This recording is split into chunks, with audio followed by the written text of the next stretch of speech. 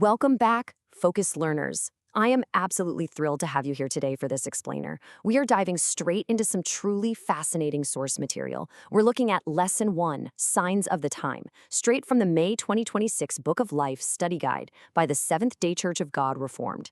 If you've ever wondered exactly how modern religious texts are framing the massive, chaotic global shifts happening right now, well, you are in the perfect place. We're going to break down this lesson step by step, entirely through the lens of their curriculum.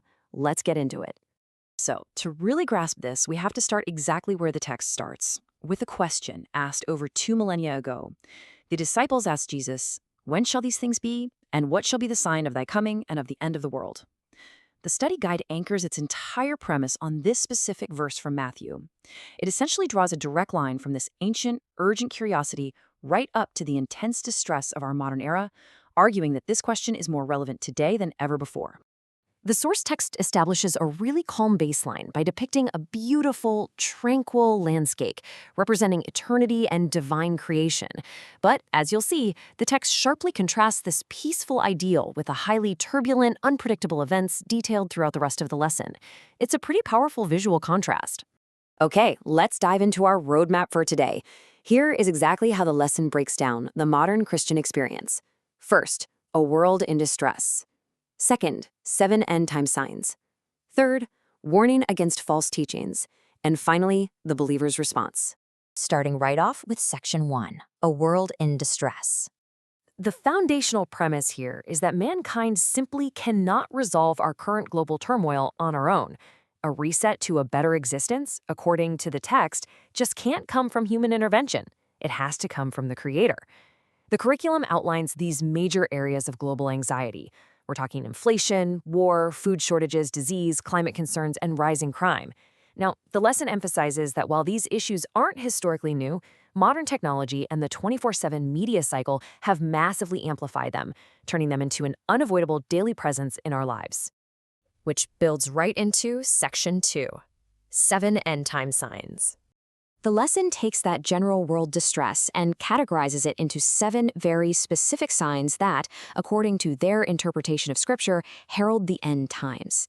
These first 4 signs weave a fascinating narrative about modern globalization. First up, the text notes that the gospel is being preached globally, entirely powered by the explosive reach of internet and communication tech. Second, it highlights what the authors view as moral decay driven by rapid ideological shifts.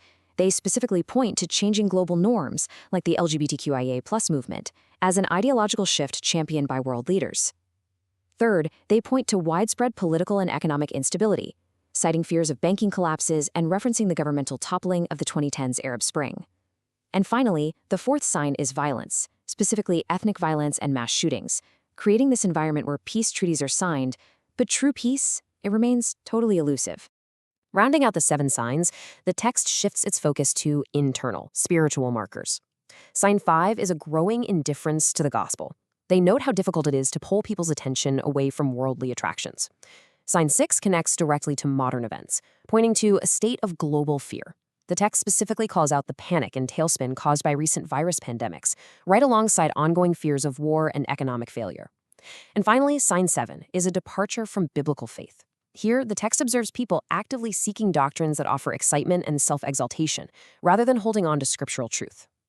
Moving on to our third major section, warning against false teachings. And this brilliantly illustrates how the curriculum doesn't just focus on secular events. It aims right at the religious sphere, too. It sets up this core tension, contrasting the absolute simplicity of the gospel against what it categorizes as complex, worldly deceptions infiltrating pulpits globally. Let's look at 2 specific examples they use to illustrate these deceptions. The first specific deception they warn against is the pursuit of unity at the expense of doctrine. The curriculum holds a very specific theological stance here. It warns against efforts to unify world religions, politics, and economics. To illustrate this, the authors specifically identify the Roman Catholic system and the papacy's campaigns to amalgamate world religions as a dangerous departure from scriptural doctrine, matching their interpretation of Revelation prophecies. The second major deception involves the rise of secular scientific teachings, specifically evolution and the focus on climate catastrophe. The source presents the perspective that evolution inherently denies the Creator. Furthermore, While they do note that caring for the environment is important, the text warns that elevating climate change activism actually distracts from humanity's real crisis. To back this up, they cite a 2022 event where religious leaders met at Mount Sinai to deliver 10 climate commandments at the same time as the UN COP27 conference. The text argues that this kind of hyper-focus is a futile endeavor that distracts from the true crisis of humanity, which they identify as sin. Finally, we reach section 4, the believer's response.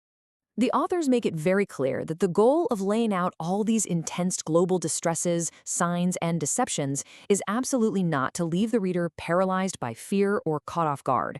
Actually, the objective is to empower you. The guide instructs readers to follow a very specific flow.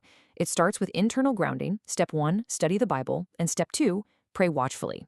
Then it moves outward to step 3, sharing the gospel. Finally, it asks readers to adopt a daily mindset for the last 3 steps, living expectantly, living holy and pure lives, and ultimately trusting God completely. So the curriculum really acts as a practical guide to replace worldly anxiety with expectant, active preparation. Which brings us to the end of our explainer, and to the lesson's own reflection prompt. The authors ask, considering the current happenings, how should the believer respond as one who awaits the return of Jesus Christ? It's a really powerful question, right? It challenges you to synthesize everything we've looked at today, from the distress of the modern world straight through to those actionable steps of preparation. I hope this structured look at Lesson 1 of the Book of Life Study Guide has been as fascinating for you as it was for me to break down. Keep learning, keep questioning, and I'll catch you in the next explainer.